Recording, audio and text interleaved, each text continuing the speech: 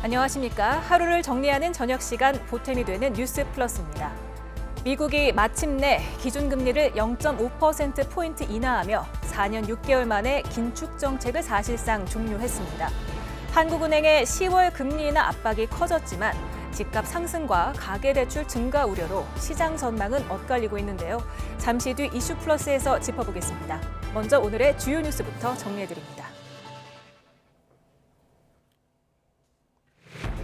김 여사 최상병 특검법과 지역화폐법이 야당 주도로 국회 문턱을 넘었습니다. 정부와 여당은 이번에도 대통령에게 거부권 행사를 건의할 방침입니다. 미 연방준비제도가 기준금리를 0.5%포인트 내리는 이른바 빅컷을 단행했습니다.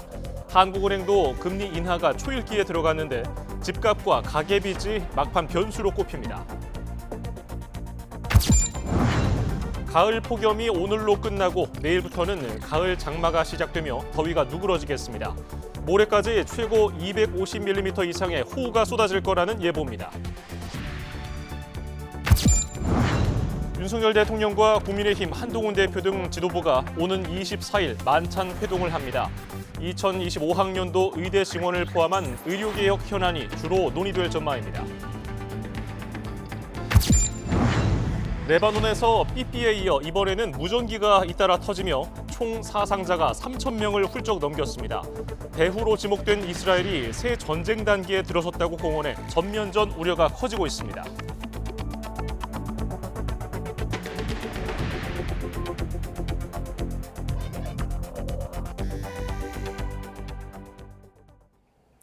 오늘 국회 본회의에서는 민주당이 주도한 김건희 여사 특검과 최상병 특검 그리고 지역화폐법이 차례로 통과됐습니다. 국민의힘은 야당이 주도하는 법안 처리에 반발하며 본회의장에 들어가지 않았는데 당내 의견 수렴을 거쳐서 무제한 토론 필리버스터는 진행하지 않았습니다.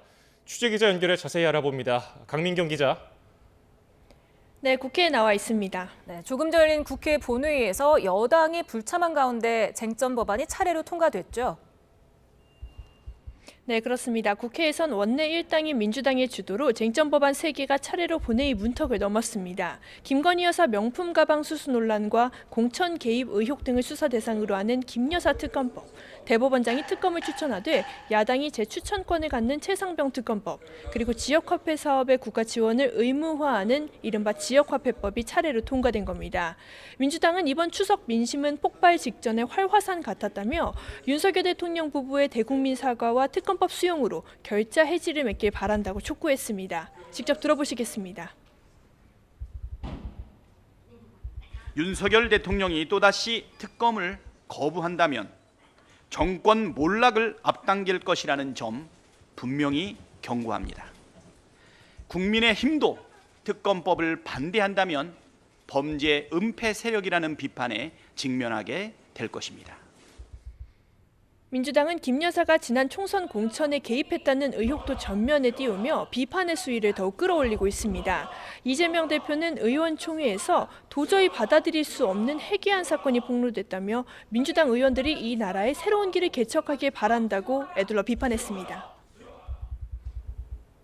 예, 국민의힘은 어떻게 대응했는지 알아보겠습니다. 본회의장에는 들어가지 않았다고 하는데 필리버스터도 하지 않았다고요? 그렇습니다. 국민의힘은 민주당이 오는 26일 본회의를 열기로 한 협의를 깼다고 반발하며 본회의장에 들어가지 않고 본회의장 밖에서 규탄 대회를 열었습니다. 이른바 본회의 보이콧을 한 건데 배준영 원내수석 부대표를 포함한 일부 의원들만 잠시 들어가 법안 반대 토론을 진행했습니다. 국민의힘은 쟁점 법안 3개를 모두 받아들일 수 없다는 입장인데요. 추경호 원내대표의 발언 들어보시겠습니다. 22대 국회 본회의는 민주당 지도부가 원하는 대로 아무 때나 열리는 민주당 의총장으로 전락했습니다. 국회의 입법권을 이런 식으로 대통령 망신 주고 거대 야당 힘자랑하는 데 남용하는 것은 공당히 해서는 안 될 일입니다. 다만 안철수 의원은 이번에도 최상병 특검법에 찬성표를 던졌습니다. 앞서 국민의힘은 원래 무제한 토론, 즉 필리버스터를 검토했지만 최종적으로는 하지 않았습니다. 여당이 22대 국회 들어 쟁점 법안에 필리버스터를 하지 않은 건 이번이 처음입니다. 22대 국회 들어 쟁점 법안에 내리 필리버스터를 해온 데 피로감, 즉 소모전에 불과하던 당내 일부 시각이 영향을 미친 걸로 보입니다. 김 여사 관련 이슈를 필리버스터로 끌고 가는 것이 오히려 당에 부담이 될 수도 있다는 우려도 영향을 미쳤다는 분석이 나옵니다. 당 관계자는 통화에서 이번 쟁점 법안들은 필리버스터를 할 사안이 아니었다고 분위기를 전했습니다. 지금까지 국회에서 YTN 강민경입니다. 윤석열 대통령이 다음 주 국민의힘 한동훈 대표 등 여당 지도부를 불러 만찬을 함께하기로 했습니다. 여야 의정 협의체 논의가 제자리 걸음인 가운데 대통령실과 당 지도부가 머리를 맞대고 의료개혁 문제 해법을 찾을 수 있을지가 최대 관심사입니다. 강희경 기자입니다. 윤석열 대통령이 오는 24일 국민의힘 한동훈 대표를 비롯한 당 지도부를 용산으로 초청했습니다. 체코 공식 방문을 마치고 돌아온 직후 만찬 회동을 열기로 한 겁니다. 대통령실은 당 지도부와 대통령실이 한자리에 모여 추석 민심을 점검하고 각종 개혁 과제와 민생 현안을 논의하는 폭넓은 소통의 자리가 될 것이라고 설명했습니다. 개혁 과제 가운데 단연 관심이 쏠리는 주제는 의료개혁입니다. 여야 의정 협의체에 의료계가 참여할 기미를 보이지 않는 가운데 내년도 의대 정원 조정 가능성을 두고 대통령실과 여당이 미묘한 엇박자를 내고 있기 때문입니다. 앞서 윤 대통령과 당 지도부 만찬은 지난달 30일로 잡혔다가 미뤄졌는데 당시 의대 증원 문제를 둘러싼 갈등이 원인이 됐다는 해석이 나오기도 했습니다. 입장은 여전히 평행선을 달리고 있습니다. 한 대표는 여야 의정 협의체에 의료계를 참여시키기 위해 내년도 의대 증원 조정도 의제에 포함할 수 있다는 입장입니다. 반면 정부와 대통령실은 이미 입시가 시작된 만큼 조정은 불가능하다고 반대하고 있습니다. 대학 입시가 진행 중인 2025학년도 의대 정원은 조정이 현실적으로 불가능합니다. 다만 26학년도 이후의 의대 정원에 대해서 정부는 유연한 입장을 가지고 있습니다. 대통령실은 그러면서도 의료계가 전제 조건을 달며 문제 해결을 미룰 것이 아니라 우선 대화의 장에 나와 해결 방안을 논의해야 한다고 거듭 촉구했습니다. 대통령실은 여야 의정 협의체를 조속히 가동한다는 데에 당정이 같은 마음으로 노력하고 있다고 강조했습니다.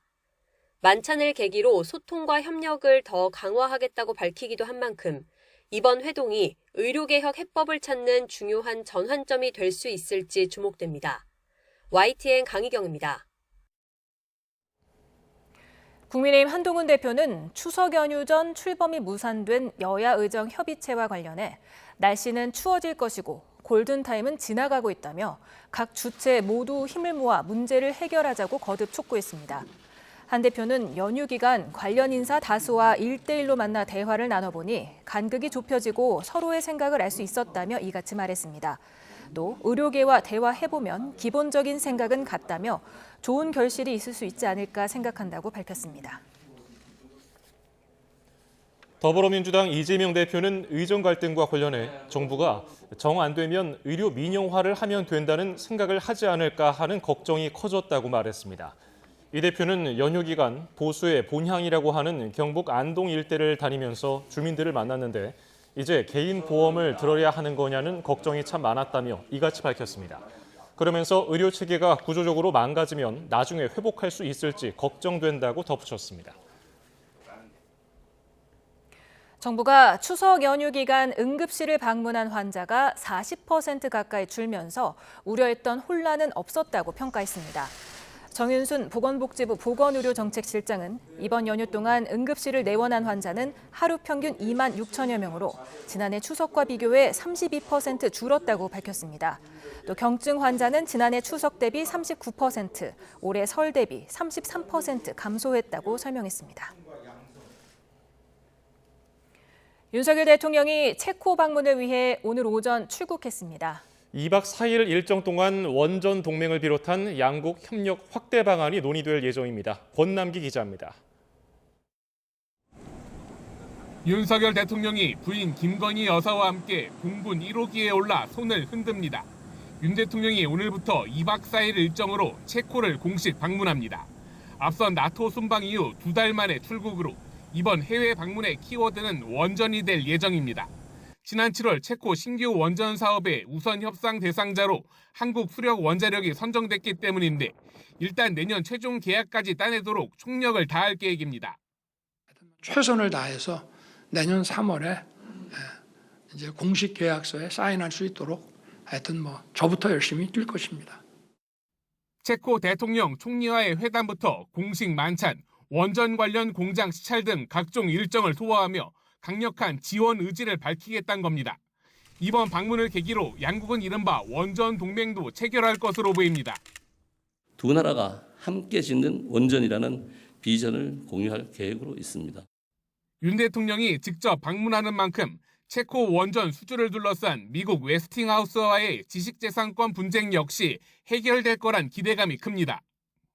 한미가 앞으로 글로벌 원전 시장에서 글로벌 원전 동맹 파트너십을 구축할 수 있을 것입니다. 원전을 고리로 한 양국의 협력 의지는 경제와 과학기술 등 다양한 분야로 발전할 전망입니다. 50여 개 기업 경제사절단과 함께 첨단 산업을 중심으로 다수 MOU를 체결하고 새로운 무역협정 체결을 위한 준비가 이루어집니다. 한체코 과학기술 공동위원회를 다시 여는 등 첨단 기술 협력도 본격화될 것으로 보입니다. 대통령실은 내년 한체코 수교 35주년을 앞두고 이루어지는 이번 방문이 양국 관계를 한 단계 더 끌어올리는 계기가 될 것으로 내다봤습니다. YTN 권남기입니다. 윤석열 정부 두 번째 검찰총장으로 임명된 심우정 총장이 부패와 경제범죄에 검찰의 직접 수사 역량을 집중하겠다고 밝혔습니다. 심 총장의 첫 시험대에는 명품 가방 수수 의혹 등 김건희 여사 관련 사건 처분이 될 전망입니다. 홍민기 기자입니다. 심우정 검찰총장은 취임식에서 검찰에 대한 국민 신뢰 회복을 강조했습니다. 범죄 수사는 신속하게 오로지 증거와 법리에 따라서만 결정돼야 한다며 특히 마약과 전화금융 사기 범죄, 디지털 성범죄 등 민생 범죄에 대한 검찰의 대응을 강화하겠다고 약속했습니다. 또 검찰의 직접 수사 역량은 부패와 경제 범죄에 집중하고 신속하고 정밀한 수사를 통해 국민 신뢰를 되찾아야 한다고 강조했습니다. 오로지 법과 원칙, 증거와 법리에 따른 공정한 수사, 신속하고 정밀하게 환부만 도려내는 수사를 통해 국민들이 검찰 수사는 믿을 수 있다라고 느끼실 수 있게 합시다. 심 총장의 첫 번째 과제는 명품 가방 수수 의혹 등 김건희 여사 관련 처분입니다. 앞서 검찰 수사팀과 김 여사 수사심의위원회는 불기소 결론을 내린 상태인데 오는 24일 최재형 목사 수심이 결론을 본 뒤에 최종 처분을 내릴 예정입니다. 도이치모터스 주가 조작 관련자들에 대한 2심 판결에서 전주 손모 씨가 유죄 판결을 받은 만큼 김 여사에 대한 처분 방향을 두고도 적잖은 파장이 예상됩니다. 검찰은 김 여사 어머니 최은순 씨를 비롯해 관련 전주들에 대한 조사도 대부분 마친 것으로 알려졌는데 명품 가방 사건과 함께 한꺼번에 처분할 수 있다는 전망도 나옵니다. 전 사위의 특혜 채용 의혹과 관련해선 문재인 전 대통령 부부에 대한 직접 조사 가능성도 언급되고 있어서 정치권의 반발을 막아내는 것 또한 또 다른 시험대가 될 것으로 보입니다. 법무부는 심 총장 취임식 당일 일부 고위급 인사를 단행했는데 심 총장이 맡고 있던 법무부 차관 자리에 김서구 법무연수원장이, 대검 차장검사 자리에는 심 총장과 함께 총장 후보에 올랐던 이진동 대구고검장이 임명됐습니다. YTN 홍민기입니다. 추석이 지났는데도 찜통더위가 이어졌는데요. 그나마 이례적인 9월 특보는 오늘 오후 해제됐습니다. 특보는 해제됐지만 농민들은 무더위 속에 구슬땀을 흘렸습니다. 이명준 기자가 보도합니다. 숨이 턱턱 막히는 비닐하우스 안. 장미를 손질하는 농민의 얼굴에서 붉은 땀방울이 비오듯 쏟아집니다. 장미가 광합성을 해야 해서 햇볕을 가릴 수도 없는 노릇. 비닐하우스는 그야말로 찜통입니다. 비닐하우스 안에 들어와 있습니다. 이 사바나 장미는 다 크면 60에서 70cm 정도 돼야 하지만 고온 상태가 계속되면서 보시는 것처럼 50cm 정도밖에 자라지 않았습니다. 장미가 잘 자라는 적정 온도를 넘는 폭염이 이어지며 상품 가치가 떨어진 겁니다. 장미 생육 온도가 한 20도에서 28도 정도 선이어야 되는데 지금도 낮에는 한낮에는 35, 6도를 오르내리고 있다 보니까 장미가 생육하는데 상당히 지장을 많이 느끼고 있습니다. 황금빛으로 물든 경북 청도의 들녘입니다. 농민은 병충해로 한 해 농사를 망치지 않으려고 농약을 뿌리는데 여념이 없습니다. 그늘 한 점 없는 땡볕에 농사일은 더욱 고됩니다. 가만히 있어도 땀이 막 이래 흐르고 조금만 걸어가도 땀이 흐르는데 이런 데는 처음 봐요. 또 안 할 수도 없고. 수확의 계절 가을에도 농민들은 여전히 무더위와 싸우고 있습니다. YTN 임영준입니다. 제주는 지난 여름 열대야가 또 무더위가 이어졌는데요. 시원한 물놀이를 즐기러 해수욕장을 찾는 사람이 몰리면서 해수욕장 이용객 수가 지난해보다 10% 늘어나 110만 명을 넘어섰습니다. 제주도는 이용객 편의를 위한 방안을 마련 중입니다. 고재영 기자의 보도입니다. 추석 연휴가 지나도 늦더위는 여전합니다. 해수욕장은 지난달 폐장했지만 여전히 더위를 피하려는 사람들의 발길이 이어집니다. 시원한 물놀이를 즐기며 늦더위를 날려봅니다. 특히나 너무 더운 것 같아요. 그리고 저희 아이들이 워낙에 해수욕장 좋아해서 여름이 추석이 지났는데도 안 끝난 느낌이어서 끝나지 않은 여름을 한번 더 즐겨보자 해서 해수욕장을 한번 다시 찾았습니다. 이처럼 피서객들이 해수욕장을 찾으면서 이용객 수도 부쩍 늘었습니다. 무더위가 절정에 이르던 지난 여름, 제주 해수욕장 이용객 수는 113만 명에 이릅니다. 103만 명을 기록했던 지난해보다 10%나 늘었습니다. 이처럼 제주 지역 해수욕장 이용객이 지난해보다 크게 는 이유는 더운 날씨 때문입니다. 올해 제주 지역 폭염 일수는 곳에 따라 적게는 7일에서 많게는 41일을 기록하고 있습니다. 밤사이 최저기온이 섭씨 25도 이상인 열대야는 70일을 넘으면서 역대 가장 많은 일수를 기록하고 있습니다. 제주도는 기후변화에 따른 해수욕장 이용객이 늘 것으로 보고 이용객 편의를 위한 방안을 계획하고 있습니다. 내년도에는 먼저 금년도에 그 파라솔 가격을 조례를 만든다든가 협의회를 통해서 적적 가격을 먼저 이렇게 저희들이 만들어 보려고 하고 있습니다. 또 안전한 물놀이를 즐길 수 있도록 안전관리와 시설 개선 작업을 진행할 계획입니다. YTN 고재영입니다. 추석 연휴 동안 늦더위가 기승을 부리면서 최대 전력 수요가 지난해 추석 때보다 30%가량 급증한 것으로 나타났습니다. 전력거래소 전력통계정보 시스템을 보면 지난 16일부터 어제까지 최대 전력 수요는 평균 70.3기가와트로 집계됐습니다. 또 여름 전기요금 할인이 적용되지 않은 초가을까지 늦더위가 이어지면서 가계의 9월분 전기요금 부담도 예년보다 커질 것으로 전망됩니다. 이례적인 가을 폭염은 오늘로 끝나고 내일은 전국의 가을 장마가 시작되면서 기온이 제자리를 되찾을 전망입니다. 다만 내일과 모레 최고 250mm 이상의 호우가 쏟아질 것으로 보여 비 피해에 대한 사전 대비가 필요합니다. 취재기자 연결합니다. 김민경 기자. 네, 김민경입니다. 네, 33도 안팎의 폭염은 오늘로 끝이라고요?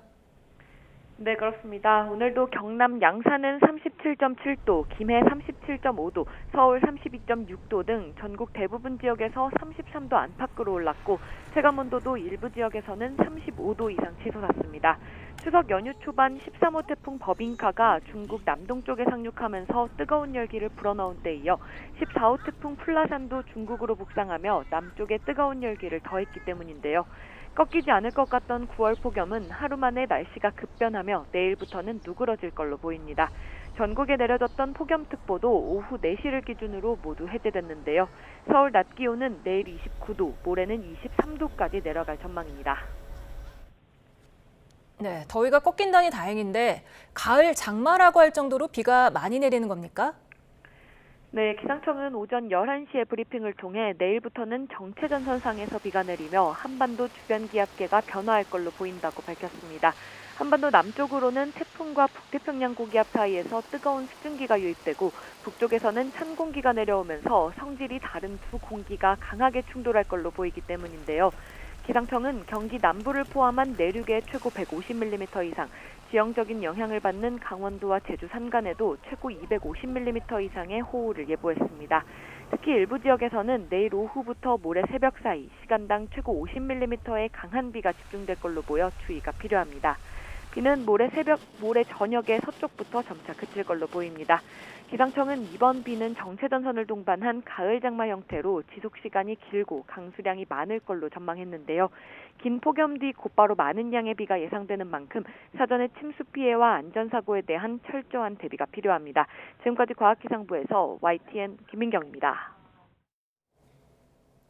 이처럼 이번 주말 전국적으로 강한 호우가 예상되면서 행정안전부가 관계기관 대책회의를 열고 위험 지역은 출입을 자제해달라고 당부했습니다.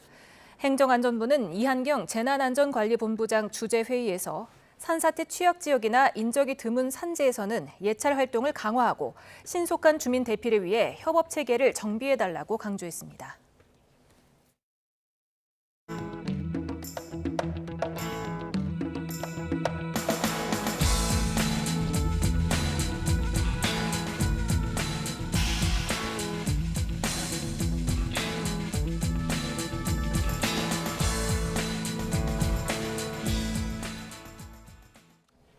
미국 연방준비제도가 기준금리를 0.5%포인트 내리는 빅컷을 단행했습니다. 올해 추가적인 금리 인하까지 시사한 가운데 다음 달 한국은행의 결정에도 관심이 쏠립니다.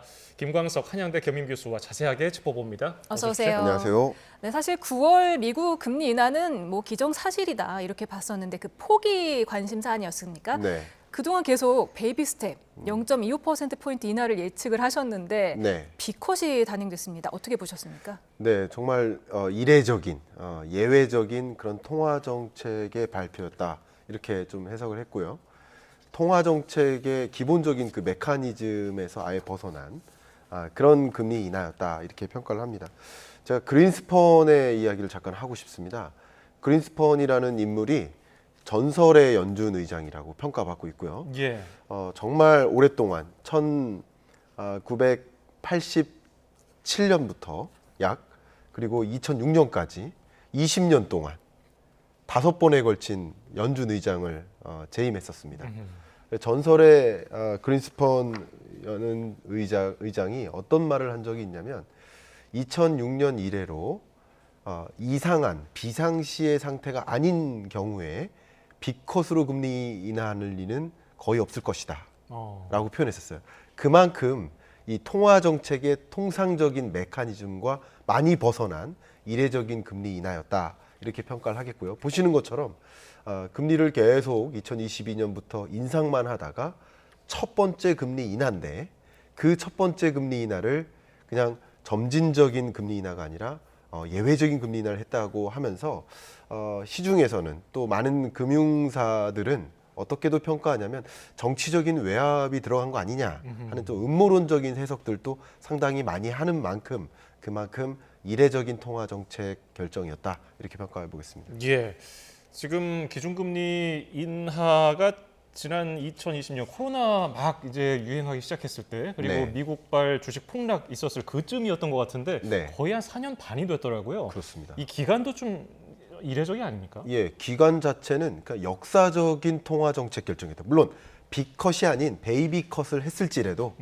어쨌든 오늘 새벽에 있었던 FOMC 회의는 그동안에 대대적인 완화적 통화 정책을 가동했었던 2020년 이래로 계속 22년부터 금리를 인상만 했었거든요. 이른바 긴축의 시대입니다. 물가 안정을 위해 달려왔던 그 긴축의 시대가 지나가고 첫 번째 통화정책 기조를 전환하는 이른바 피벗의 시대인 거죠. 이제 방향을 바꾸는, 통화정책의 방향을 바꾸는 피벗의 시대를 도래됐다라는 것을 알리는 그런 어떤 역사적인 날이라고 좀 해석해 볼 수 있겠습니다. 예. 그럼 이렇게 이례적으로 빅컷을 감행한 배경, 네. 이유 뭡니까? 일단 첫 번째는 물가 안정입니다. 물가 안정에 대한 강한 확신이 생겼다라는 표현이 있었습니다. Greater Confidence라는 표현을 썼어요. 물가 안정에 대한 강한 자신감이 생겼다. 그렇기 때문에 금리 인하를 해도 물가가 다시 상방으로 올라갈 가능성은 좀 희박하다라고 평가했습니다. 그러면 물가 안정 목표를 이뤘다면 그 다음 목표는 뭡니까? 바로 고용 안정이겠죠. 최대 고용을 실현시켜야겠죠. 그런 면에서 물가 안정 목표를 실현했으니 이제 최대 고용 목표를 실현하기 위해서 조금 더 적극적인 금리 인하를 단행하겠다라는 표현이라고 해석해 볼 수 있겠습니다. 예. 그런데 일부에서는 또 이런 빅컷을 두고서 이거 경기 침체 전조 아니냐 뭐 이렇게 네. 보는 시각도 있는데 이 점에 대해서는 어떻게 평가하십니까? 이 부분은 제롬 파월 연준 의장도 선을 그었듯이 저도 이 부분은 어느 정도의 선을 긋고 싶습니다. 조금 더 정확하게 그 질문을 바꿔 얘기하면 경기 침체 전조라기보다는 경제 위기의 전조 아니냐라고 이해를 많이들 하세요. 근데 이렇게 제가 역으로 설명드리겠습니다. 비가 오면 내일부터 비가 온다고 지금 예보가 나왔잖아요. 그러면 내일 뭐를 준비하시겠습니까? 우산을 준비하죠. 그러면 비가 온다, 우산을 준비하는 거예요. 근데 반대로 앵커님이 만약에 우산을 들고 나가면 비가 오기 시작합니까? 그렇진 않죠. 아니죠. 그러니까 경제 위기 왔을 때마다 금리를 대대적으로 인하해서 경기 부양을 했었던 거예요. 그린스폰의 이야기가 그겁니다. 근데 이렇게 경제 위기급이라든가 아직도 자연 실업률, 이 자연 실업률의 개념을 가장 쉽게 말씀드리면 우리 베이비붐 세대가 은퇴하기 시작했죠. 65세 교수님들도 명예퇴직을 시작하셨습니다. 그러면 명예퇴직을 함과 동시에 실업자가 발생하는 거죠. 이런 실업자를 경제가 문제가 돼서 실업자가 양산된다라는 표현을 안 쓰고 자연적 실업이다라고 표현해요. 그래서 4.5%를 밑도는 실업률을 우리는 자연 실업률이라고 합니다. 근데 미국의 실업률이 보시는 것처럼 7월에 정점을 찍었던 게 4.3%예요. 그리고 4.2%로 또 떨어졌습니다. 자연 실업률을 밑도는 국면인데 경제 위기라고 현재로선 판단하기 어렵겠죠. 그렇기 때문에 매우 이례적인 통화 정책이었다라고 평가하겠고요. 조금 파월 입장에서 연준 위원들 입장에서 생각을 한다면 아직까지는 고용시장이 냉각은 되고 있어도 고용 붕괴 수준은 아니다. 그러나 추가적으로 24년 하반기에 고용시장이 좀 많이 붕괴될 수도 있고 많은 실업자가 양산될 수도 있으니 선제적으로 보험적으로 먼저 금리 인하를 단행하는 것이다. 이렇게 해석해 보시면 어떨까 의견 드리겠습니다. 네, 이게 금리 인하한 배경에 따라서도 굉장히 시장 반응이 굉장히 많이 달라지더라고요. 이게 금리를 정상화하기 위한 그런 조치일 때는 조정 시작 후에 1년 만 S&P 지수가 평균 13% 올랐는데 경기 침체 때는 12% 하락을 했다. 그렇죠. 이런 분석이 있더라고요. 예, 맞습니다. 그러니까 정상적인 통화 정책 기조의 전환, 제가 앞에 말씀드렸던 이른바 피벗. 그러니까 미국만 금리 인하한 것이 아니라 영국도 먼저 금리 인하했습니다. 유로존 미국보다 먼저 금리 인하 2번 했습니다. 스위스, 스웨덴 먼저 금리 인하했습니다. 캐나다, 멕시코 이 수많은 나라들이 미국보다 먼저 금리 인하를 나서는 것은 이것은 경기 침체에 대한 방어라기보다는 지금까지 금리 인상에서 물가 안정을 위해 달려왔으니 물가 안정 목표 이뤘으면 그다음 다음 숙제하자 하면서 통화 정책 기조를 전환해 나가는 거라고 해석을 할 수 있겠습니다. 이런 경우라면 경기 침체도 없는데 금리는 떨어지네. 그럼 주식 비중을 늘려야겠다 하는 자산관리적 액션이 취해지다 보니 주가가 올라갈 수 있는 겁니다. 부동산 가격도 마찬가지죠. 그런데 만약에 경기 침체가 동반된 금리 인하다.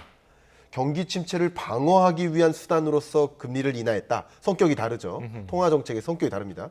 이럴 경우로 한다면 경기 침체라는 것은 뭐예요? 우리나라에 예를 들어서 100개의 산업이 있다 그러면 100개의 산업의 전체 총합을 GDP라고 할 수 있겠죠. 부가가치 합을. 그 GDP 규모가 좀 쪼그라든다는 것이 경기 침체인데 여러 기업들, 산업들이 어떻겠습니까? 경기가 좋지 않겠죠. 실적이 좋지 않겠죠. 그러니까 당연히 주가에서는 안 좋을 수밖에 없고 경기 침체가 우려된다 그러면 주식시장에서 먼저 내던지고 떠나죠. 그런 현상이라고 또 해석해 볼 수 있기 때문에 경기 침체가 동반될 것이다라고 전제하고 금리 인하가 동반하는 것이다. 이렇게 해석할 때랑 경기 침체까지는 아니고 점진적으로 통화 정책 기조를 선회하는 것이다. 피벗이다라고 판단할 때는 완전히 다른 자본시장의 흐름이 연출될 수 있겠다고 보겠습니다. 올해 안에 더 내릴 거라는 예측이 나오고 그렇게도 얘기를 했는데 한 번 더 빅컷입니까? 네. 한 번 더 빅컷은 현재로서는 어렵다고 생각합니다.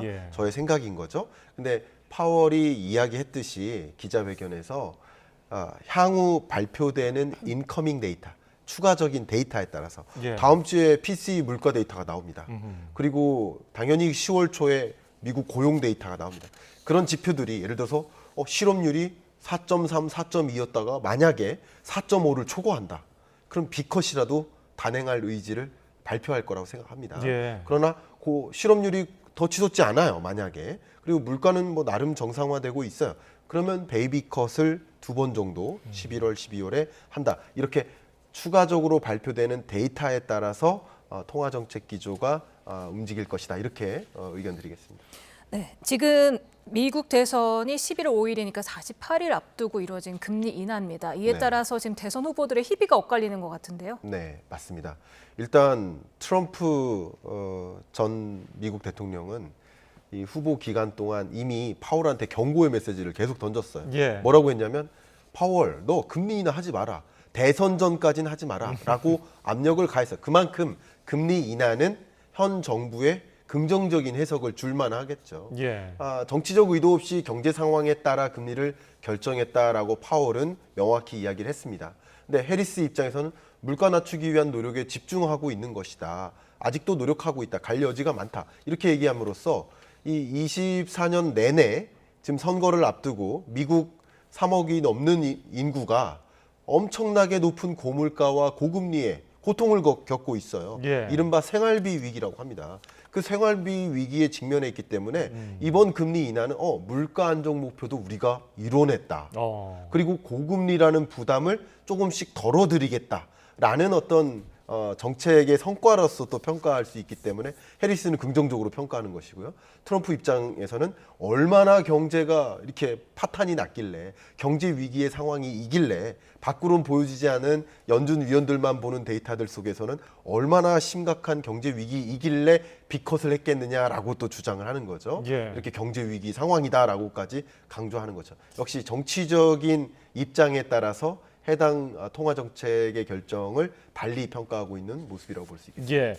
미국 상황은 이렇고 이제 우리나라입니다. 네. 한국은행이 어떤 결정을 할지 모두가 집중하고 있는데 금리 격차가 이제 1.5%포인트로 좁혀졌습니다. 이게 어느 정도 의미하는 바가 무엇이라고 보십니까? 자, 한국은행으로서 금리를 인하해야 될지 아니면 조금 더 동결해야 될지를 결정하게 되는 고려 요인들은 아마도 수백 가지일 겁니다. 예. 그런데 금리 인하를 해야 될 요인도 100가지일지 모르고 금리를 동결해야 될 이유도 100가지가 될지 모릅니다. 특히 지금의 내수 경기 침체, 자영업자 얼마나 힘듭니까 지금. 그런 내수 경기 침체라든가 그 밖에 우리나라 내부적인 부동산 PF 부실이나 해결해야 될 과제들을 생각해 보면 금리를 인하해도 되는 상황이고 예. 물가 안정 목표도 2%라는 목표 물가에 거의 부합하게 왔기 때문에 이제 금리 인하를 안 하면 디플레이션 위협에 또 빠질 수도 있어요. 그렇기 때문에 금리 인하할 이유들도 산적해 있습니다. 다만 그런 상황에도 불구하고 금리 인하를 못하게 만든 어떤 걸림돌 역할을 했던 것을 요약해 보면 세 가지가 있겠습니다. 예. 한 가지가 가계부채가 급증하는데 금리 인하하면 가계부채 더 폭등하는 거 아니야. 두 번째, 가뜩이나 지금 부동산 경기가 화랑인데 금리 인하를 해버리면 기름을 붓는 격이 될 수 있다라는 우려. 마지막 세 번째가 뭡니까? 한미 간의 기준금리 격차입니다. 근데 두 가지 요인은 차치하더라도 한미 간의 기준금리 격차가 너무나 벌어져서 2%포인트라서 여기서 먼저 금리 인하했다가는 격차가 더 벌어지고 그럼 외국인 자금도 유출될 수 있고 수퍼 강달러가 야기되면 더 흔들릴 수 있겠죠. 예. 이런 외환 건전성에 대한 우려를 생각했기 때문에 역시 금리 인하를 하기가 어려웠던 상황인데 예. 미국이 B컷의 금리 인하를 단행해줬기 때문에 금리 격차가 좁혀졌고 이제 금리를 인하해도 예를 들어서 0.25%포인트 인하해도 예전과 같은 2%포인트의 격차는 아닌 게 되기 때문에 예. 역시 이 세 가지 걸림돌 중에 한 가지 걸림돌, 한미 기준금리 격차는 다소 해소된 것이다. 그래서 이 두 가지 걸림돌만 생각해보고 금리를 이제 결정을 해야 되는 상황, 금리를 인하하는 것이 더 맞겠다라고 무게추를 좀 옮기는 상황이라고 의견을 드리겠습니다. 네, 그렇다 보니까 한국은행의 기준금리 인하가 이제 초읽기에 들어갔다고 보는 시각이 많던데 네. 10월입니까? 11월입니까? 의견을 드리면 10월이라고 생각합니다. 왜냐하면 미국 FOMC 회의가 다음 회의가 11월입니다. 예. 그리고 12월에 있습니다. 근데 우리나라는 10월에 금리 인하를 안 하면 11월 후반부로 밀려납니다.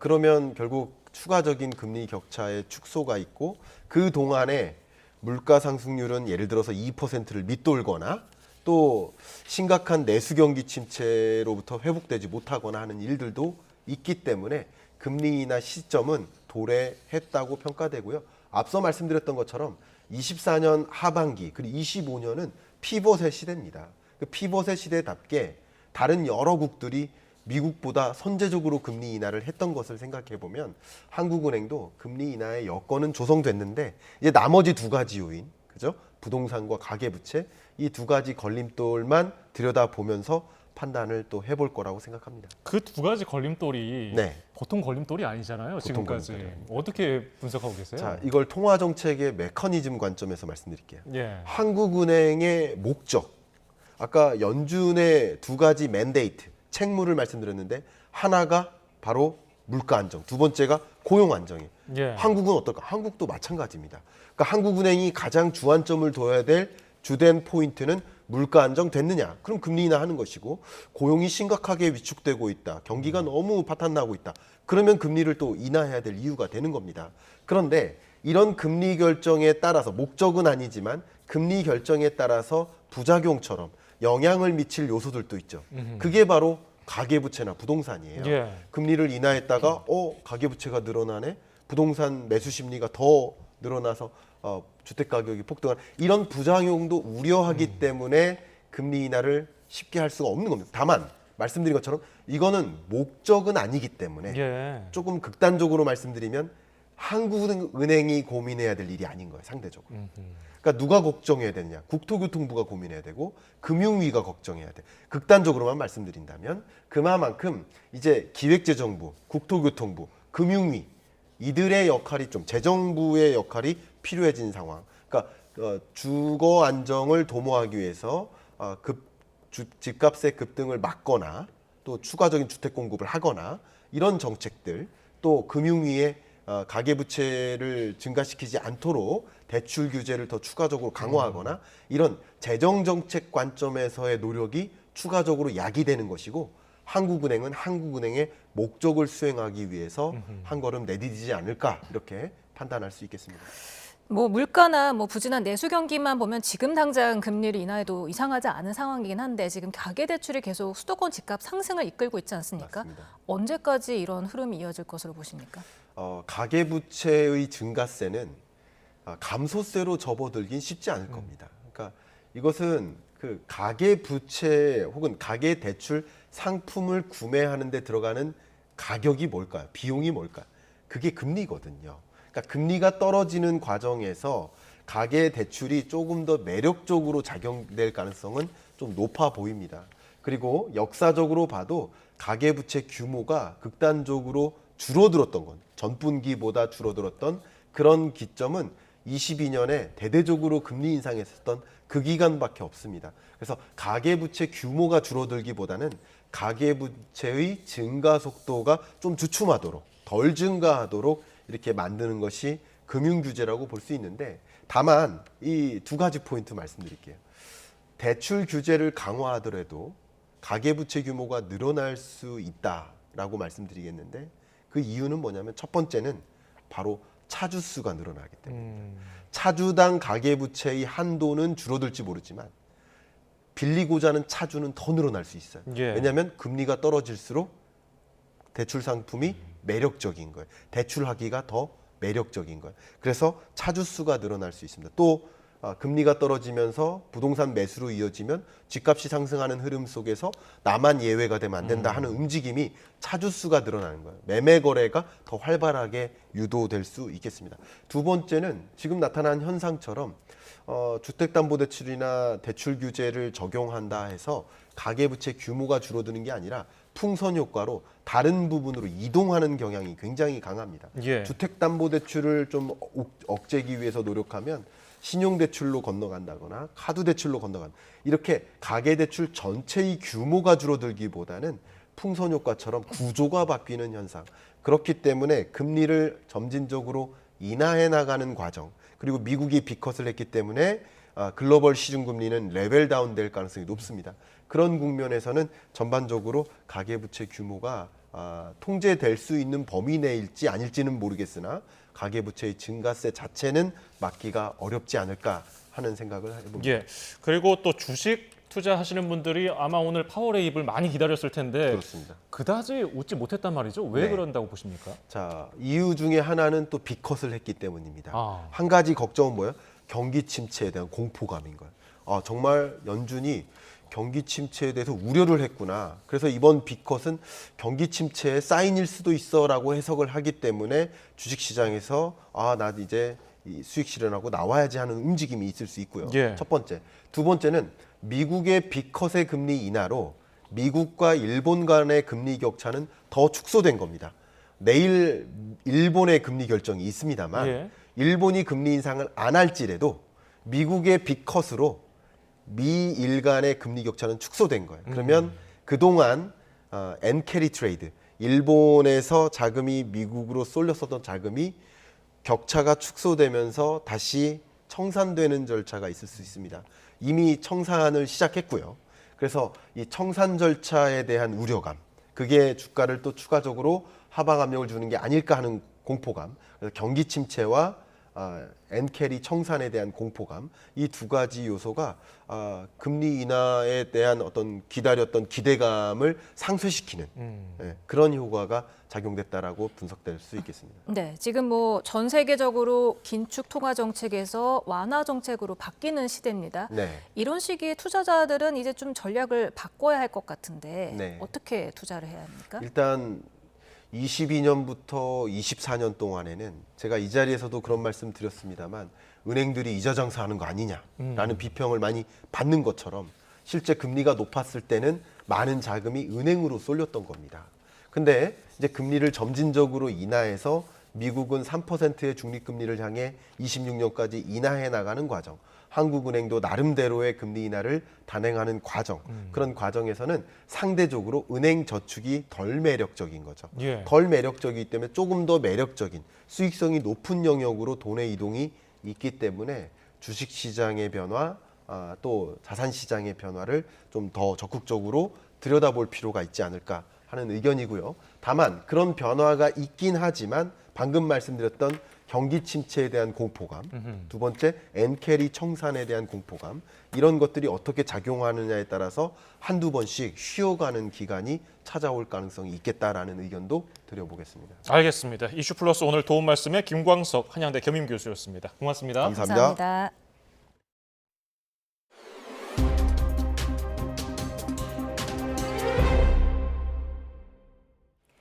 큐텐그룹 계열사 티몬과 위메프의 대규모 미정산 사태를 수사하고 있는 검찰이 티메프 각사 대표들을 처음으로 불러 조사했습니다. 같은 날 미정산 피해자 단체는 이들과 구영배 큐텐그룹 대표 등을 엄벌해달라며 검찰에 고소장을 냈습니다. 김태원 기자입니다.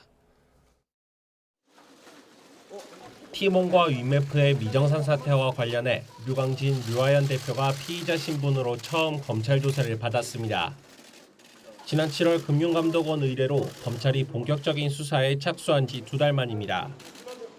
류광진 티몬 대표는 조사에 앞서 자신은 큐텐그룹의 위시 인수에 자금을 대는 의사결정에 관여한 적이 없다며 횡령 혐의를 거듭 부인했습니다. 저는 법인 통장, 법인 인감, OTP 카드를 본 적이 없고요. 그러니까 제가 갖고 있지 않은 그 법인 도장이 찍힌 게 사실입니다. 반면 구영배 큐텐 대표가 물류자회사 큐익스프레스의 미국 나스닥 상장을 위해 역마진 판촉을 지시했다는 의혹에 대해선 비슷한 취지의 발언이 있었다고 전했습니다. 물량을 늘려야 된다는 것은 큐텐 그룹 차원에서 매우 중요한 일이고 큐익스프레스와 나스닥이 상장이 되어야 큐텐 그룹이 좀 더 성장할 수 있다는 말씀을 계속. 피해 판매업체 90여 곳은 티메프 각사 대표와 구대표 등에 대한 단체 고소에 나섰습니다. 9월분 대금까지 포함해 1,000억 원 넘는 돈을 돌려받지 못했다고 토로하며 검찰의 신속한 수사와 엄벌을 촉구했습니다. 빠르고 철저한 수사 촉구를 해달라는 취지를 담아서 저희가 근본 이 고소장 접수를 또 진행하게 되었습니다. 법에서 정한 가장 중대한 책임을 부과해 주실 것을 강력히 요청드립니다. 검찰은 티메프 각사 대표와 구대표 등이 정산대금 500억 원을 빼돌려 해외 쇼핑몰 위시를 인수하는 등 다른 용도로 쓰거나 대금 지급이 불가한 상황에서 돌려막기식으로 1조 4천억 원대 사기성 영업을 이어온 걸로 의심합니다. 검찰은 TMF 각사 대표들을 상대로 대금 정산이 불가능하다는 걸 인식한 건 언제인지, 대금을 빼돌려 위시 인수 등에 쓰는 데 관여했는지 등을 추궁한 것으로 전해졌습니다. 검찰은 이들에 대한 조사 내용 등을 토대로 의혹의 정점인 구 대표도 조만간 피의자로 불러 조사할 전망입니다. YTN 김태원입니다. MBK 파트너스는 고려아연의 의사결정 구조를 개선하기 위해 공개 매수를 추진했다고 밝혔습니다. 김광일 MBK 파트너스 부회장은 고려아연이 비정상적인 기업 의사결정 구조로 무분별한 투자를 단행해 수익성과 재무 건전성이 우려되는 상황에 몰렸다고 주장했습니다. 이와 함께 고려아연 공개 매수가 적대적인 인수합병이라는 지적에 대해서는 일대주주와 합의 아래 고려아연의 일대주주 지위로 들어갔기 때문에 통상적으로 하는 경영권 인수 후 매각의 일환이라고 반박했습니다. 청산가리 막걸리 살인 사건으로 옥살이를 했던 부녀가 재심을 받게 됐습니다. 대법원은 검찰 측 항고를 기각하고 74살 아버지와 40살 딸의 재심 개시를 확정했습니다. 이들 부녀는 지난 2009년 7월 전남 순천 자택에서 청산가리를 넣은 막걸리를 아내이자 어머니인 A씨에게 건네서 2명을 죽이고 2명을 다치게 한 혐의로 재판에 넘겨져 대법원에서 각각 무기징역과 징역 20년이 최종 확정됐습니다. 다음 달까지 헌법재판관 4명의 임기가 잇따라 만료되는 가운데 10월 헌재 공백 우려가 나오고 있습니다. 헌법재판관 9명 중 7명 이상의 출석 없이는 심리를 열 수가 없는데 국회가 임명하는 3명의 후임 인선이 관건이 될 전망입니다. 신지원 기자입니다.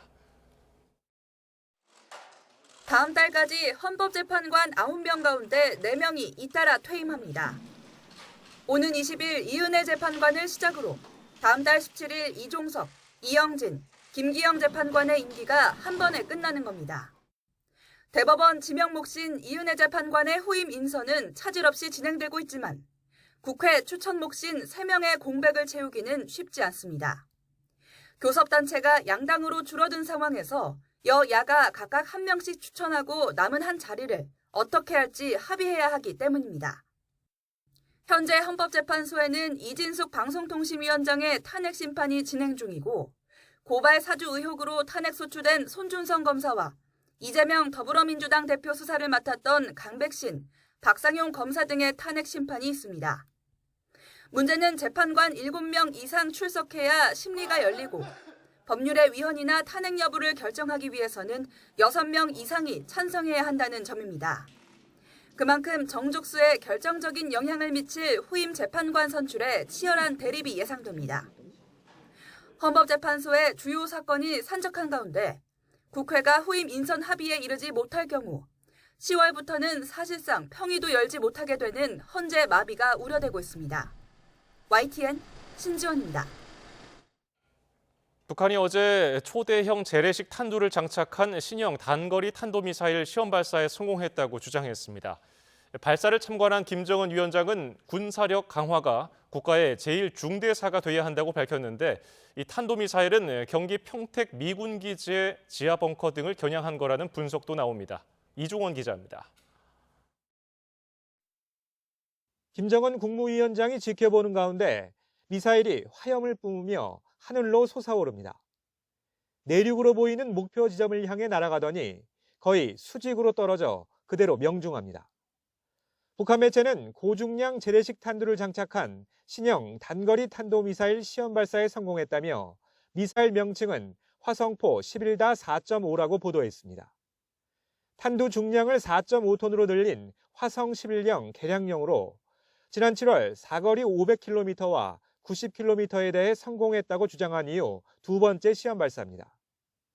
당시 우리 군은 기만일 가능성도 거론했는데 2달여 만에 사거리를 320km로 달리하면서 섬이 아닌 내륙을 겨냥하고 실물 사진까지 공개한 건 정확성을 과시하려는 의도로 보입니다.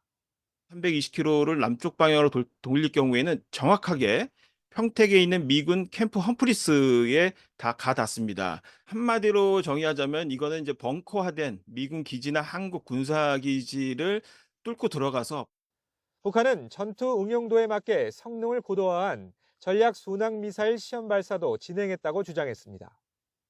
시험 발사를 참관한 김정은 위원장은 군사력 강화 사업이 국가의 제일 중대사가 되어야 한다며 핵무력과 함께 재래식 무기의 중요성을 강조했다고 북한 매체는 전했습니다.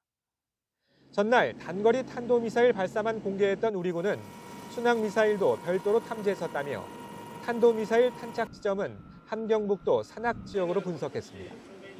또 북한의 4.5톤급 초대형 탄도 주장이 사실인지에 대해선 추가 분석이 필요하다고 밝혔습니다. 가장 멀리 날아간 탄도미사일 궤적을 평가하여서 이제 400km라고 하였고 북한은 이제 320여라고 공개를 하였는데 기만 가능성이 있다고 보고 있습니다. 군 당국은 최근 북한의 쓰레기 풍선 살포와 탄도미사일 발사 등 복합 도발 의도에 대해 남남 갈등을 유도하거나 미 대선 등 국제 정세를 고려한 것으로 볼 수 있다고 덧붙였습니다. YTN 이종원입니다. 합동참모본부는 어제 오후부터 밤까지 북한이 띄운 쓰레기 풍선이 160여 개에 이른다고 밝혔습니다. 이 가운데 경기도 북부와 서울에 30여 개가 떨어졌다며 안전 위해 물질은 없었다고 덧붙였습니다. 북한의 대남 쓰레기 풍선 부양은 이번이 올해 들어서 21번째입니다. 헤즈볼라가 주요 통신 수단으로 쓰던 삐삐에 이어서 휴대용 무전기가 연쇄 폭발하며 이틀 동안 사상자가 3,000명 넘게 늘어났습니다. 배후로 지목된 이스라엘은 새로운 전쟁을 선언하며 공습에 나섰고 헤즈볼라는 조만간 보복을 천명하면서 전면전 위기가 고조되고 있습니다. 정유신 기자입니다. 레바논 남부 키암 지역에 이스라엘 전투기들이 밤새 집중 공습에 나섰습니다. 현지 시간 19일 이스라엘군은 헤즈볼라 무기 저장 창고 등 주요 시설을 파괴했다고 주장했습니다. 연이틀 동시다발 폭발로 헤즈볼라가 혼란에 빠진 틈을 노려 대규모 공습에 나선 겁니다. 이른바 삐삐로 불리는 무선 호출기와 휴대용 무전기 연쇄 폭발로 이틀 동안 3천여 명이 숨지거나 다쳤다고 외신들은 전했습니다. 북부 공군기지를 방문한 이스라엘 국방장관은 새로운 전쟁 단계의 시작점에 있다고 말했습니다. ראשית, מרכז הכובד עובר צפונה. המשמעות היא שאנחנו הולכים ומסיטים כוחות, משאבים, אנרגיה לכיוון צפון. לא שכחנו את החטופים. 외신들은 배후로 지목된 이스라엘이 사실상 호출기 폭발에 개입을 시사한 발언들로 해석하고 있습니다. CNN 등은 이스라엘군과 정보기관인 모사드가 공동으로 벌인 작전이라고 보도했습니다. 이른바 삐삐 폭탄으로 불린 무선 호출기를 이스라엘이 직접 제조했다는 보도도 나왔습니다. 헝가리 업체는 이스라엘 정보기관이 설립한 서류상 회사로 기회를 엿보다가 폭발물을 설치한 삐삐를 헤즈볼라에 판매했다는 겁니다. 상표가 부착된 타이완 업체와 헝가리 정부는 이번 폭발에 사용된 호출기가 자국 내에서 생산된 제품이 아니라고 밝혔습니다. 폭발한 무전기에 붙어있던 일본 아이콤 측도 10년 전 단종된 모델로 가짜일 가능성이 있다고 주장했습니다. 미국 정부는 이번 공격에 전혀 관여하지 않았다며 협상을 통한 외교적 해법을 찾아야 한다고 강조했습니다. All I'll say is that we want to see the war end. And everything we've been doing since the beginning has been designed to prevent the conflict from escalating. 이스라엘의 새로운 전쟁 선언에 대해 헤즈볼라는 조만간 가혹한 보복을 천명하고 나서 중동 지역에 다시 전면전 전운이 감돌고 있습니다. YTN 정신입니다. 오늘 퇴근길 우산이 필요한 곳이 있습니다. 화면에 초록색으로 보이는 경기 동부와 영서, 충청과 남부 일부 내륙에는 8시까지 소나기가 쏟아지는 곳이 있겠고 전남 해안과 제주도에는 오락가락 비가 이어지겠습니다.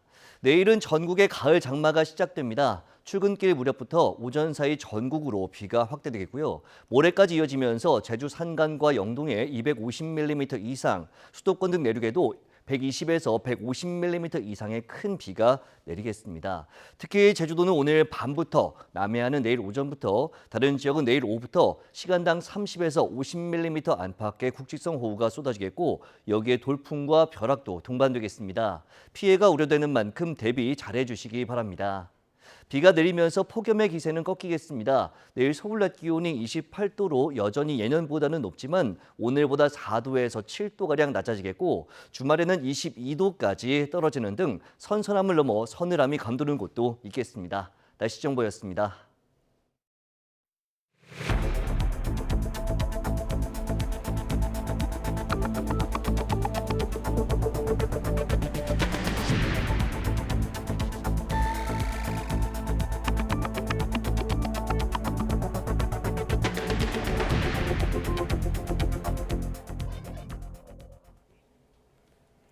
추석 연휴 직전 예고됐던 대로 국회는 오늘 본회의를 열어 김건희 여사 특검법 등 쟁점 법안 3개를 야당 단독으로 처리했습니다. 국민의힘은 일방적 의사 진행에 반발하며 본회의에 불참했는데 앞서 검토했던 무제한 반대 토론 필리버스터는 진행하지 않았습니다. 박정현 기자입니다. 추석 연휴 직후 민주당은 김건희 여사 특검 등 쟁점 법안 처리 의지를 거듭 강조했습니다. 화라산 같은 추석 민심을 확인한 만큼 더는 법안 처리를 미룰 수 없다는 겁니다.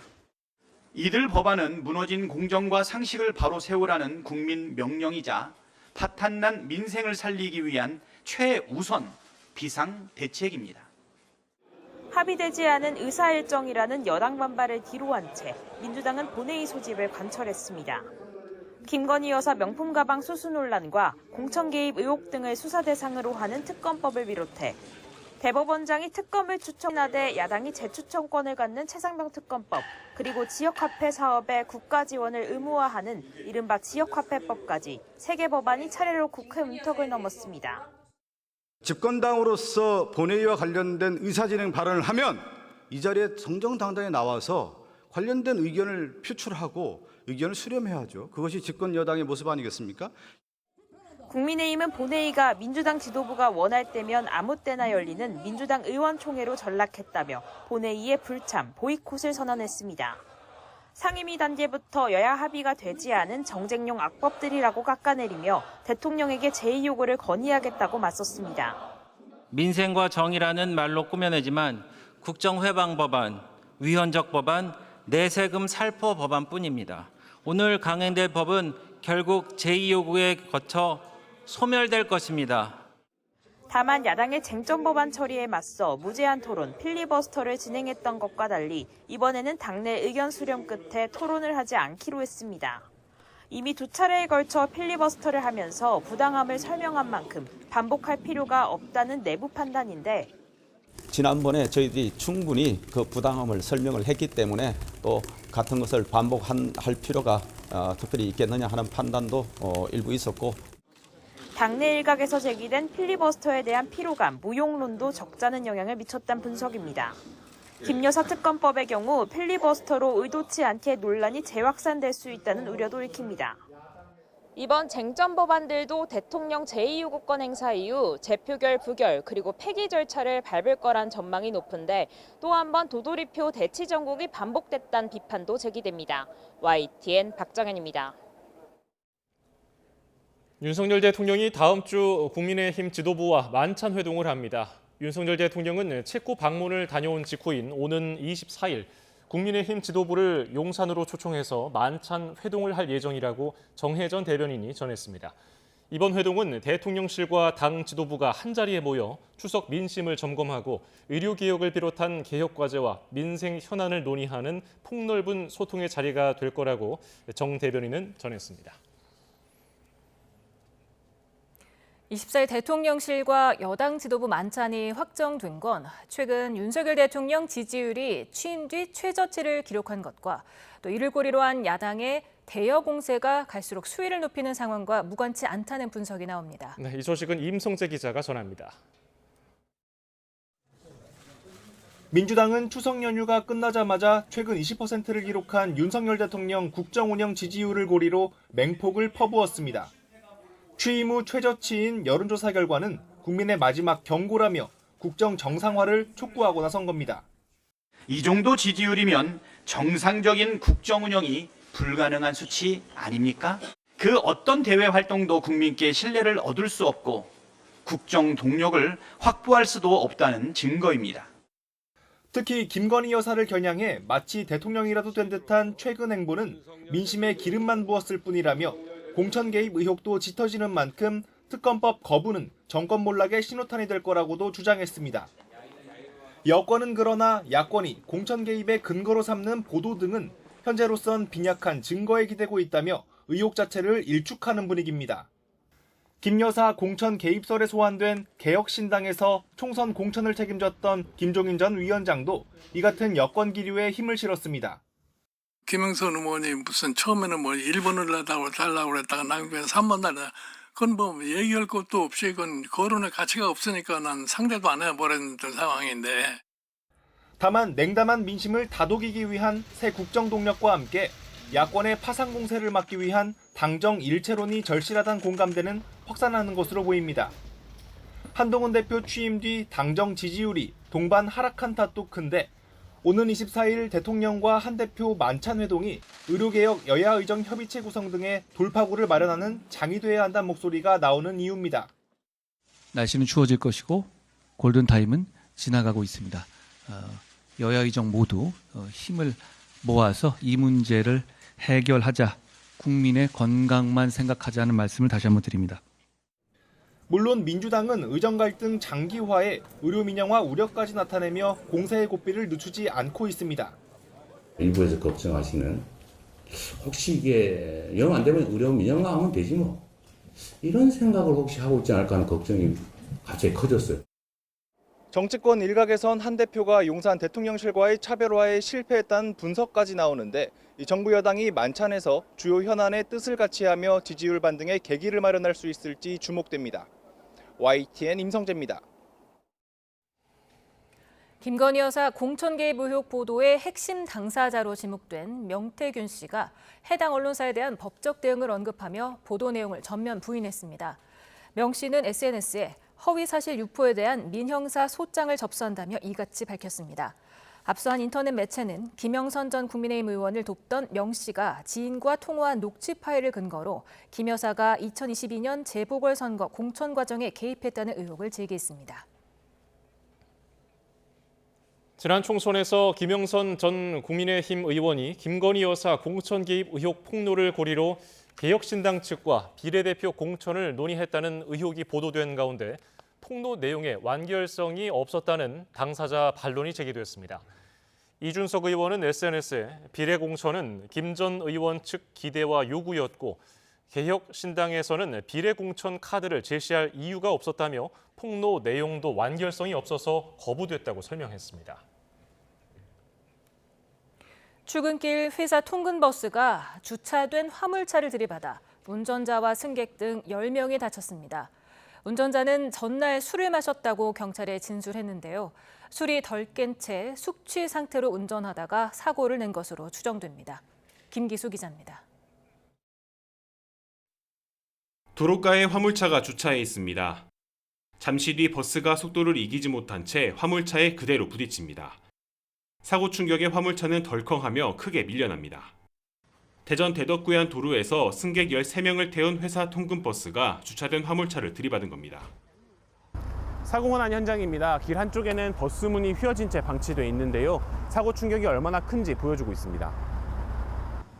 출근 시간대 벌어진 사고로 버스 운전자 70대 A씨와 승객 등 10명이 다쳐 병원으로 옮겨졌습니다. 문이 찌그러들어서 사람이 못 빠져나오고 소방대원들이 앞유리창을 깨고 그리 매트리스를 깔고 사람들을 그쪽으로 빼냈거든요. 출근하고 있는데 사고가 났다는 연락을 받고 온 거예요. 그러니까. 경찰은 운전자 A씨의 음주 측정 결과 면허 정지 수치였다고 설명했습니다. 전날 술을 마셨다는 A씨의 진술에 따라 술이 완전히 깨지 않은 채 이른바 숙취 운전을 하다 사고를 낸 것으로 보고 있습니다. 운수사업법상 운송사업자는 운행 전 운수종사자의 음주 여부를 확인해 기록하게 돼 있습니다. 또 음주로 안전한 운전을 할 수 없다고 판단되면 운행할 수 없도록 해야 합니다. 지난 2018년부터 5년간 음주 교통사고 통계를 보면 새벽 6시부터 오전 10시까지 발생하는 숙취운전 사고가 10건 중 1건꼴로 나타났습니다. 전문가들은 음주가 감지되면 시동이 걸리지 않는 장치 설치를 의무화하는 등 좀 더 실효성 있는 대책이 필요하다고 강조합니다.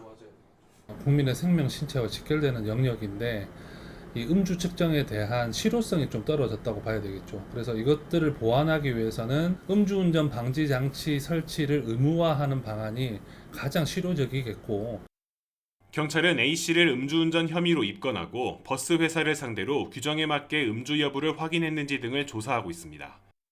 YTN 김기수입니다. 성남시장 재직 당시 고 김문기 성남도시개발공사 개발 1처장을 몰랐다는 허위 발언을 한 혐의로 기소된 이재명 더불어민주당 대표의 결심 재판이 내일 열립니다. 또 위증교사 재판 결심 역시 오는 30일로 예정된 가운데 이르면 다음 달 선고 2건이 연달아 이뤄질 가능성도 점쳐집니다. 김철희 기자가 보도합니다. 지난 2022년 9월 공직선거법 위반 혐의로 기소된 더불어민주당 이재명 대표는 크게 두 가지 의혹을 받고 있습니다. 고인이 된 성남도시개발공사 김문기 처장을 성남시장 시절 알았으면서도 모르는 척 거짓말했고, 김문기 처장은 개인적으로 시장 재직 때 좀 아셨습니까? 아니면 어떻습니까? 제가 시장 재직 때는 몰랐고요. 예. 그러니까 뭐 하위 직원이었으니까. 백현동 개발 용도 변경과 관련해 국토교통부 협박이 있었다는 허위 발언을 했다는 게 검찰 판단입니다. 만약에 안 해주면 직무유기 뭐 이런 걸 문제 삼겠다고 협박을 해서 다 해주란 말은 없으니까 조금만 반영해 주겠다. 반면 이 대표는 그간 꾸준히 혐의를 부인해왔습니다. 직전 재판에서도 김 처장과 함께 해외 출장을 가서 골프를 치거나 낚시를 한 건 사후적으로 볼 때 사실이라면서도 당시에는 김 처장을 제대로 인지하지 못했다는 기존 입장을 그대로 유지했습니다. 용도 변경 관련 발언에 대해선 박근혜 정부 국토부가 성남시에 여러 차례 협조 요청을 반복하는 등 압박을 느낄 만한 상황이었고, 설사 발언이 허위라고 해도 국정감사에서 한 말인 만큼 형사처벌할 순 없다고 반박해왔습니다. 다가오는 결심 재판에서 남은 피고인 신문이 마무리되고 나면 검찰이 구형량을 밝히고 이 대표도 최후 진술에 나설 예정입니다. 결심부터 선고까지 한 달 정도가 걸리는 걸 고려할 때 이르면 다음 달 안에 이 대표 관련 첫 선고가 나올 가능성이 큽니다. 이 대표 위증교사 재판 역시 오는 30일 결심을 앞두고 있어 이 대표 사법 리스크가 중대 고비를 맞았다는 분석이 나옵니다. YTN 김철입니다.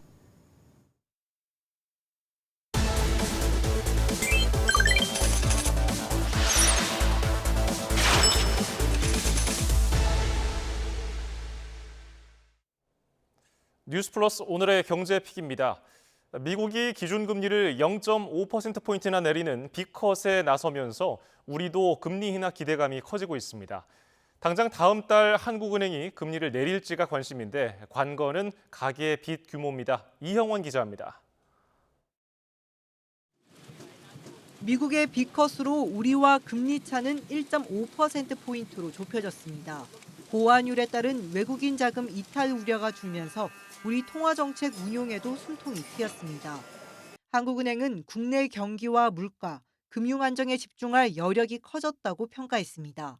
물가를 언급하긴 했지만 방점은 경기와 금융 안정에 찍힌 것으로 해석됩니다.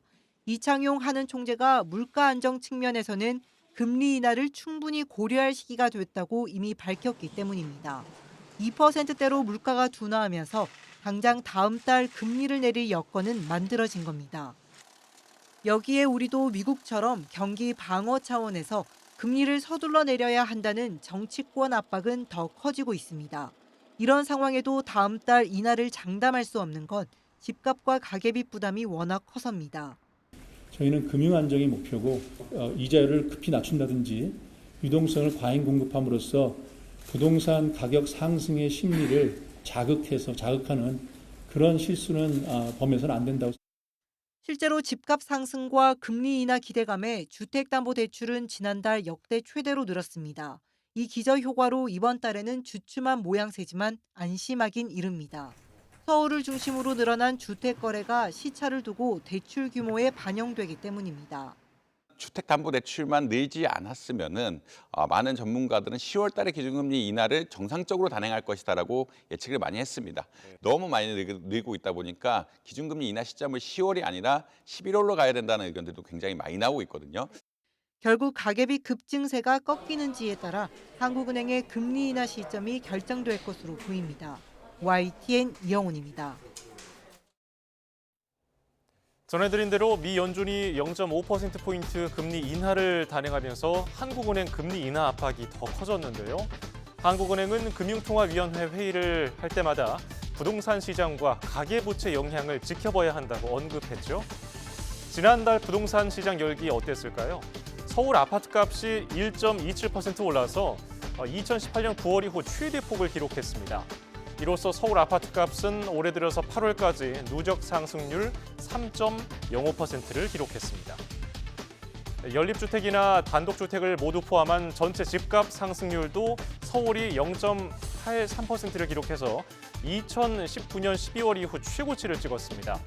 부동산원은 서울 수도권 주요 지역 신축 대단지를 중심으로 거래량이 증가하면서 매매 가격이 올랐다고 설명했습니다.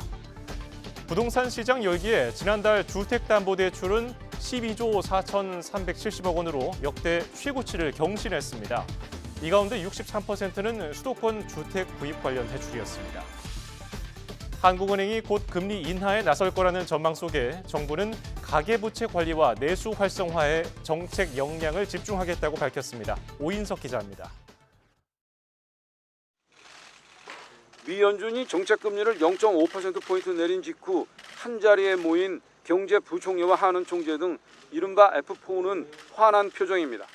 포스트 팬데믹 이후 고수해온 미국 고금리 기조의 방향이 바뀐 겁니다. 최상목 경제부총리는 미 연준의 통화정책 전환을 계기로 팬데믹 대응 과정의 유동성 과잉과 러시아 우크라이나 전쟁 등 공급망 충격의 글로벌 복합 위기로부터 벗어나는 모습이라고 평가했습니다. 정부와 금융당국은 미국의 금리 인하에 대응해 가계부채와 부동산 시장 등 리스크 요인을 철저히 관리해 나가기로 했습니다. 가계대출은 이번 달부터 시행된 2단계 스트레스 DSR 등 정책 효과가 가시화하면서 상승폭이 둔화할 것으로 예상했습니다. 정부는 88 부동산 공급 대책 추진을 가속화하면서 주택시장이 과열되거나 가계부채가 빠르게 증가할 경우 추가적 관리 수단을 적기에 과감하게 시행하겠습니다.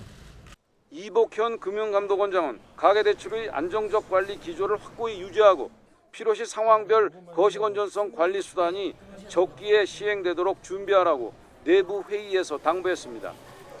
한국은행의 금리 인하도 초1기에 들어가면서 장기간 내수를 짓누르던 고금리 기조에서 벗어나 체감 경기가 회복될 수 있을지 주목됩니다.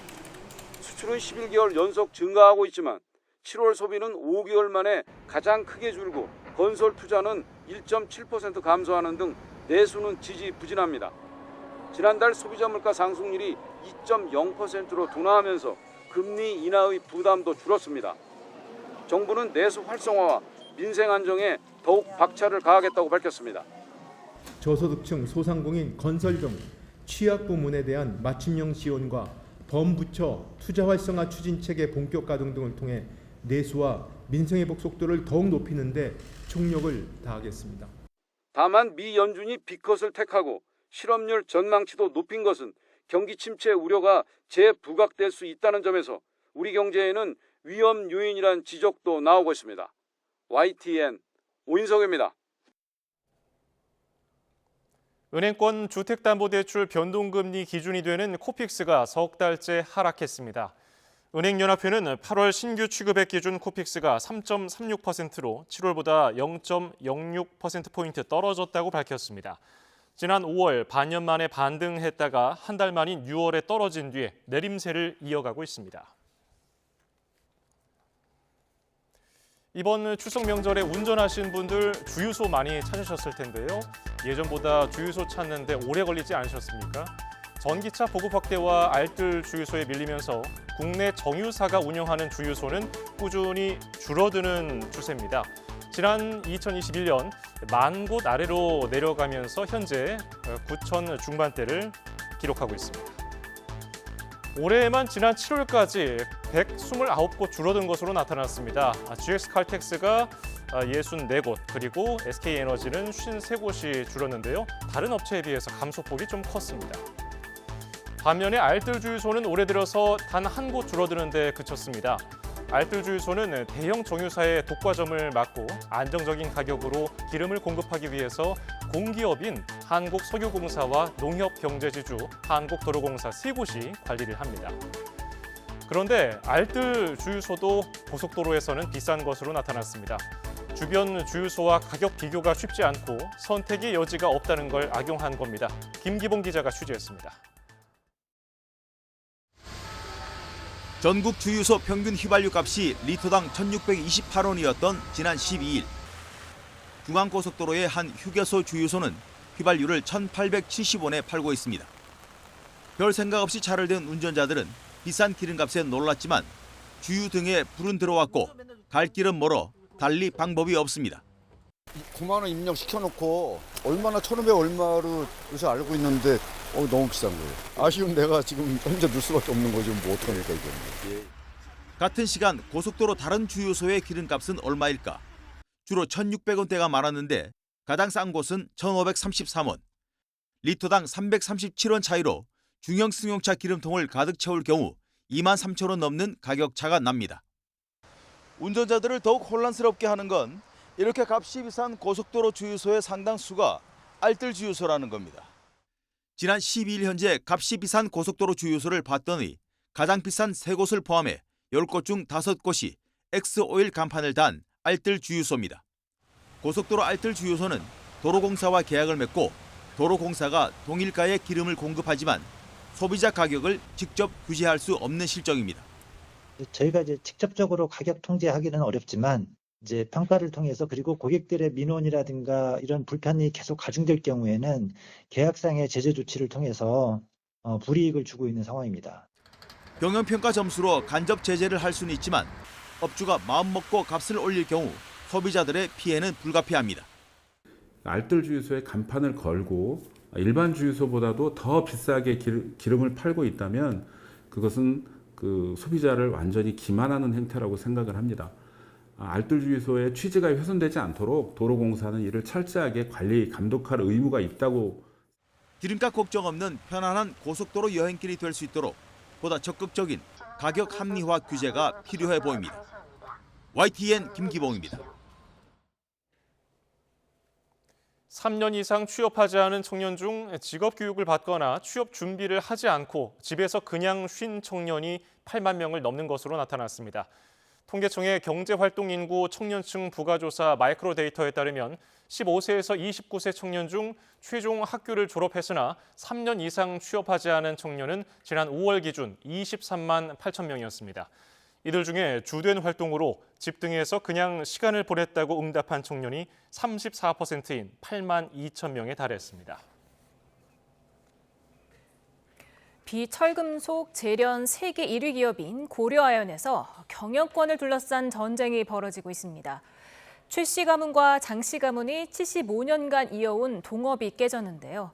모기업 명품그룹과 손잡은 MBK 파트너스는 현 경영진이 재무 건전성 악화를 불러왔다고 주장했고 고려아연 측은 결국 중국의 회사를 넘겨주게 될 거라며 반발했습니다. 박기환 기자가 보도합니다. 고 장병희, 최기호 상업주의 뜻으로 75년 동안 지켜진 영풍그룹과 고려아연의 공동 경영 원칙. 3세 경영에 접어든 뒤 핵심 계열사 고려아연 지분 매입 경쟁을 벌이면서 금이 가기 시작했습니다. 결국 지난 13일 영풍그룹과 사모펀드 MBK 파트너스가 손을 잡고 추가 지분을 매입해 확고한 경영권을 확보하겠다고 발표했습니다. 이후 고려아연 측의 공세가 이어지자 MBK 파트너스는 기자회견을 열고 현 경영진을 비판했습니다. 현금을 물수도 타는 거다 이거는.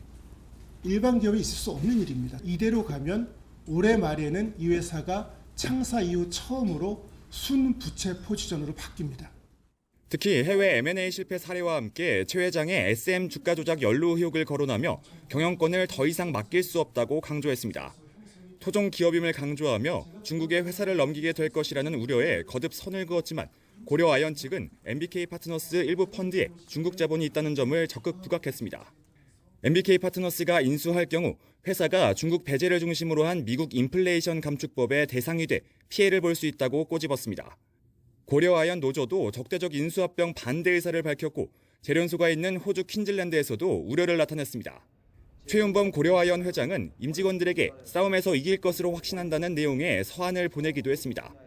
MBK 파트너스는 일단 기관 투자자 등을 상대로 최소 7% 이상의 지분을 매수해 경영권을 공고히 한다는 방침입니다. 75년 동안 두 집안의 공동 경영으로 글로벌 1위 회사로 우뚝 선 고려아연. 3대에 이르러 결별이 확실시된 가운데 어떤 결론이 날지는 조금 더 지켜봐야 할 것으로 보입니다. YTN 박견입니다. 중국 동부연안엔 제13호 태풍 버빙카가 핥히고 간 상처가 아물기도 전에 후속 태풍이 닥쳤습니다. 앞서 12호 태풍 야기로 인한 피해가 컸던 남부 하이난섬 주변에서도 새로운 태풍이 발생했습니다. 베이징 강정규 특파원입니다. 하늘에 잔뜩 낀 먹구름이 호수의 물을 빨아올리듯 회오리 바람이 일어납니다. 폭우로 도로가 물바다가 되자 트랙터를 이용해 사람들을 실어 나릅니다. 제13호 태풍 버빙카의 영향으로 중국의 경제 수도 상하이는 물론 장수와 안후이도 쑥대밭이 됐습니다. 간접 영향을 받은 산둥과 허난까지 폭풍우가 몰아쳤습니다.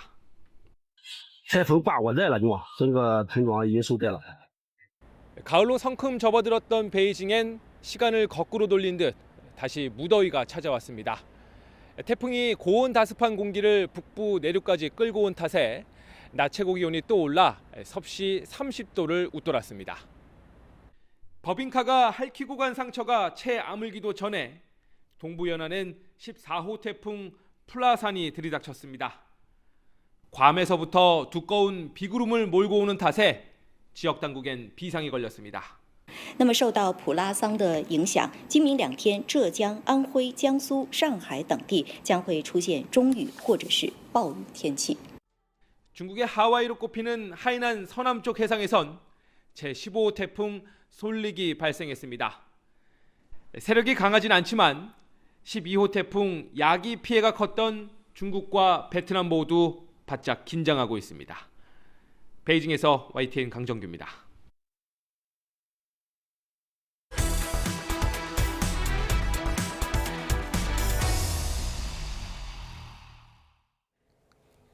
가을을 만끽하기에 안성맞춤인 곳이 있습니다. 문화예술의 혼이 깃든 경기도 안성인데요. 요즘 남녀노소가 즐길 수 있는 바우더기 축제 준비로 한창이라고 합니다. 네, 또 안성은 반도체 소부장 특화단지 조성 사업에도 분주하다고 하는데요. 오늘은 김보라 안성시장을 YTN 스튜디오에 초대했습니다. 어서 오세요. 네, 안녕하세요. 네, 지금 민선 8기도 2년의 시간이 지났습니다. 소감이 어떻습니까?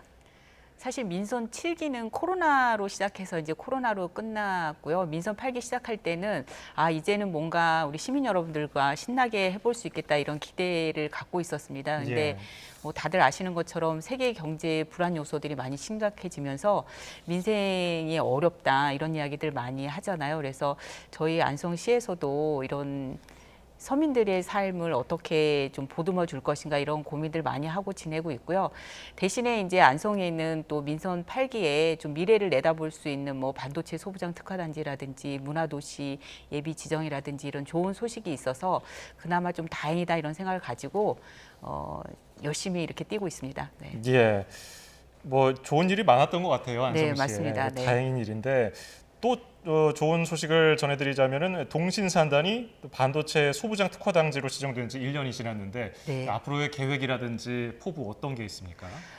반도체 소부장 특화단지로 저희가 이제 지정됐던 가장 큰 이유 중에 하나는 사실은 안성 주변에 경기 남부권에 있는 뭐 삼성전자라든지 SK 하이닉스라든지 이렇게 세계적인 반도체 기업들이 있습니다. 그래서 이런 반도체 기업들 대한민국의 K 반도체 벨트의 생태계를 완성하려면 이런 대기업뿐만 아니라 소재, 부품, 장비에 기술력 있는 이제 중소기업들이 든든하게 받쳐줘야 되는데 그런 것들을 안성이 제일 잘할 수 있는 적임지라고 해서 지정을 받은 게 가장 큰 이유라고 생각을 합니다. 그래서 지금은 어쨌든 산자부하고 함께 그러면 안성이 어떤 방식으로 그 일들을 해낼 것인가를 이제 논의를 하고 있고요. 최종적인 결정은 거의 다 끝났습니다. 그래서 첫 번째는 이제 반도체 기업에서 일할 수 있는 인력 양성을 지역에 있는 기업들 를 중심으로 해서 지역에 있는 대학들과 함께 하는 거고요. 예. 그다음에 이제 두 번째는 뭐 산단을 조성하는 거죠. 근데 뭐 거기가 농업진흥구역이 많이 있어서 뭐 해제하는 문제라든지 그다음에 기업들의 기술 지원을 위한 테스트베드 구축이라든지 이런 일들을 차근차근 해 나가고 있고요. 저희 안성시에서는 또 그런 것들을 전담할 수 있는 뭐 행정조직이라든지 산업진흥원 준비를 착실히 하고 있습니다. 예. 네, 또 안성시가 대한민국 문화도시 조성계획 승인 대상지 그리고 2025년 동아시아 문화도시에 선정이 됐는데 이건 네. 어떻게 진행되고 있습니까? 문화도시는 이제 예비 지정된 건데요. 그래서 올 1년 잘해야 이제 본 문화도시로 지정이 되는 겁니다. 문화도시의 주요 컨셉은 저희 안성이 대부분 안성시를 몰라도 안성 맞춤이라고 하는 얘기는 잘 알고 있잖아요. 네, 맞습니다. 그것만큼 이제 예로부터 뭐 유기뿐만 아니라 공예가 이제 유명한 도시였습니다. 그래서 이런 공예 예술가들을 중심으로 한 또 이 공예 예술이 단순히 창작 활동에서 끝나는 게 아니라 상업화돼서 정말 우리가 알고 있는 세계적인 명품 브랜드화 될 수 있고 또 안성에 오면 공예를 배울 수 있는 그런 국제적인 명품 공예 도시로 이제 발전해 나가는 준비들을 하고 있고요. 예. 동아시아 문화도시는 중국, 일본, 대한민국에서 이제 매년 한 도시들을 선정을 해서 3개국의 이제 문화를 이제 교류하는 겁니다. 얼마 전에 이제 교토에서 이제 그 선포식도 저희가 이제 3개국이 모여서 진행을 했고요. 예. 제가 그 자리에서도 이제 제안했던 거는 문화를 교류하는 것도 참 중요한데 예술인들 간의 교류도 중요하지만 3국의 청년들이 함께 교류하면서 동아시아의 문화들, 동아시아를 서로 이해할 수 있는 그런 장으로 25년도는 한번 해보자 이렇게 제안을 드렸고요. 그런 일들을 지금 준비를 하고 있습니다. 예, 방금 청년 관련해서 말씀하셨는데 실제로 각 지자체마다 청년 문제 해결하기 네. 위해서 가진 노력을 하고 있거든요. 안성시는 어떤 노력을 기울이고 있습니까? 그러게요. 이제 어쨌든 도시가 지속 가능하려면 청년 인구들이 있어야 되니까 청년 모시기에 이제 많이들 신경을 쓰고 있는데요. 예.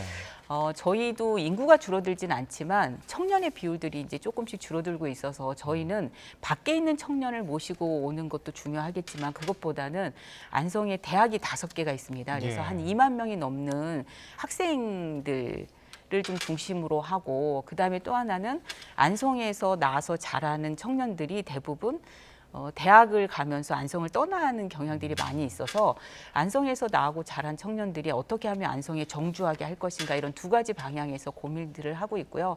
가장 핵심은 그런 청년들의 목소리를 듣고 청년들이 직접 정책들을 제안하고 함께 실현할 수 있는 방안들을 청년정책위원회를 통해서 같이 하고 있고요. 대표적인 거는 어쨌든 가장 중요한 건 청년들의 일자리 문제, 그리고 청년들이 향유할 수 있는 문화, 그리고 또 청년들이 가장 안성에 대한 불만으로 높게 표출하는 게 이제 대중교통 문제이거든요. 예. 그래서 이제 그런 것들을 해결하기 위해서 청년 팀도 만들고 그다음에 청년들이 같이 자율적으로 운영할 수 있는 청년 공간들, 뭐 창업 공간들 이런 것들을 계속 좀 늘려나가고 있습니다. 네, 또 남사당 바우더기 축제가 문체부가 선정한 2024-2025 문화관광 축제로 선정이 되었더라고요. 네, 맞습니다. 축제를 네. 좀 소개를 해주실까요? 저희가 바우더기 축제는 2001년부터 시작해서 올해로 이제 24번째에 맞는 축제인데요. 지역마다 이제 다양한 축제들이 있지만 저희 바우더기 축제는 전통 문화 공연 예술이라고 하는 축제의 전통성들을 이제 분명하게 좀 표방을 하고 있습니다. 바우더기가 도대체 뭐냐 이런 질문들 많이 하시는데요. 네. 바우더기는 사람 이름이에요. 조선 시대 때 이제 남사당패를 이끌었던 여성 최초 꼭두새 이름이 바우더기였거든요. 예. 그래서 그런 지금으로 따지면 이제 아이돌이었죠. 15살에 이미 그런 유명한 이제 그 대중 예술의 가장 으뜸이 됐던 사람이기 때문에 그런 바우더기의 정신들을 살려서 전통 공연뿐만 아니라 또 현대와 전통이 아우르는 퓨전 공연 그리고 세계 민속 공연들을 볼 수 있고요. 또 올해는 이런 바우더기의 뒤를 이어갈 수 있는 전국의 청소년들이 끼를 펼칠 수 있는 경연대회도 준비를 하고 있습니다. 그리고 당연히 먹을거리, 뭐 또 체험할 수 있는 즐길거리들은 당연히 준비되어 있고요. 예. 지금 10월 2일 전야제부터 시작해서 3일부터 6일까지 이렇게 안성맞춤 랜드하고 안성 시내 권역에서 이렇게 진행될 예정입니다. 그렇군요. 이 축제에 빠질 수 없는 거 말씀하신 것처럼 먹을거리 중요하고요. 네. 볼거리도 있어야 하고 즐길 그렇죠. 거리 아이들 네. 같이 오면은 같이 할 수 있는 거 또 중요할 텐데 어떤 것들이 있습니까? 저희가 이제 24번째 하면 가장 만족도가 높은 부모님들인 것 같아요. 그러니까 이제 유치원 아이들이나 네. 초등학생들을 둔 부모님들이 가장 좋아하십니다. 좋아하는 이유는 이런 문화라든지 그다음에 공예와 관련된 체험거리들이 있고요. 특히 이번에는 아까 말씀드렸던 문화도시 예비 사업으로 안성뿐만 아니라 전국에 있는 공예 예술가들이 직접 체험과 시연을 또 보여주는 코너가 있거든요. 예. 그래서 이제 체험거리는 더 풍부해질 것 같고요. 먹을거리는 저희가 이제 농업이 또 이렇게 안성에 큰 기반이 있습니다. 그래서 안성에서 우리 농민들이 직접 생산한 농산물들을 시식도 해볼 수 있고 또 구매도 직접 해볼 수 있고 많이 사가시는 분들을 위해서는 택배 서비스도 저희가 이제 하고 있습니다. 그렇습니까? 그리고 예. 지금 바오더기 축제에 특히 이제 먹을거리는 저희가 지역에 있는 음식업을 선정을 해서 가격이라든지 위생이라든지 그다음에 이런 양들은 철저하게 저희가 관리를 하고 있어서 최근 들어서 이제 몇몇 곳에서 바가지 요금만 이런 것들이 좀 얘기가 됐었는데 그런 것은 걱정 안 하시면 되겠습니다. 네. 네, 전국 유람 안성 문화장 페스타 이것도 같이 진행된다면서요? 네, 그게 이제 아까 제가 말씀드린 것처럼 전국에 있는 공예 예술가들이 함께 그 공연장에 오셔가지고 직접 시연도 해주시고 간단한 것들은 체험도 할 수 있게끔 하는 곳입니다. 네. 예. 자, 끝으로 안성 시장으로서 우리 YTN 시청자분들과 안성 시민들에게 한 말씀 하신다면요. 네, 백문이 불여일견이라고 제가 이제 바오더기 축제에 대해서 막 말씀을 드렸는데 직접 와서 보시는 거를 만 못할 겁니다. 그래서 우리 10월 첫째 주 연휴 기간에 꼭 안성에 오셔서 제가 말씀드린 것이 어떤 것이었는지 직접 체험해 보셨으면 좋겠고요. 또 안성 시민 여러분들한테 드릴 말씀은 제가 처음에도 말씀드린 것처럼 요즘 이제 코로나 시기보다도 더 경제적으로 어렵다 이런 이야기들 많이 해주시는데요.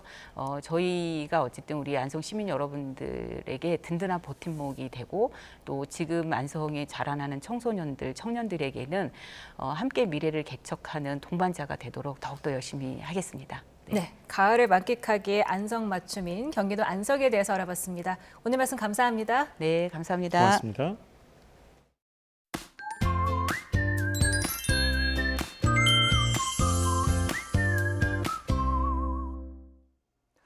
연휴가 지나고 일상으로 돌아온 오늘까지도 때늦은 폭염이 기승을 부렸습니다. 네, 맞습니다. 다행히 내일부터는 폭염이 누그러질 것으로 보이는데요. 하지만 이번에는 폭우가 또 예보돼 있잖아요. 네, 그렇습니다. 내일부터 모레 사이 전국에 비가 내리겠고 영동과 충청, 이남은 글피까지 이어질 것으로 예상되는데요. 비의 양이 무척 많습니다. 네, 맞습니다. 우선 모레까지 영동과 제주 산간에 최고 250mm 이상, 수도권 등 내륙 곳곳에도 최고 120에서 150mm 이상의 큰 비가 오겠고요. 시간당 최고 50mm의 국지성 호우가 쏟아지기도 하겠습니다. 네, 한여름처럼 더운 날씨에 이어서 이번에는 한여름처럼 많은 비가 내릴 것으로 보이는 만큼 가을 장마에 대비해 주셔야겠습니다. 네, 이번에는 더위 전망 자세히 살펴보겠습니다. 우선 앞서 말씀드린 것처럼 내일부터는 폭염이 물러날 것으로 보이는데요. 네, 내일 서울 낮 기온이 28도로 여전히 예년보다는 높지만 오늘보다 4도에서 7도가량 낮아지겠고요. 모레는 22도까지 떨어지는 등 한낮에도 서늘함이 감도겠습니다. 네, 일요일까지는 예년보다 선선한 날씨가 이어집니다. 하지만 이후 다시 기온이 오름세에 접어들겠고요. 폭염 수준은 아니지만 다시 예년보다 더워지겠습니다. 또 일교차도 10도 안팎으로 크게 벌어집니다. 따라서 다음 주에는 더위보다 큰 일교차에 대한 대비가 더 필요하겠습니다. 네, 가장 중요한 것은 손을 깨끗이 씻는 등 개인 위생 관리를 철저히 하는 거고요. 여벌의 옷을 챙기는 것도 중요합니다. 또 미지근한 물을 자주 마시고 마늘과 버섯 등 면역력을 높이는 음식을 섭취하는 것도 도움이 되겠습니다. 지금까지 날씨 캔버스의 김수연, 고은재였습니다. 오늘 저희가 준비한 뉴스 플러스는 여기까지입니다. 잠시 뒤 뉴스퀘어 저녁 8시 뉴스가 방송됩니다. 고맙습니다.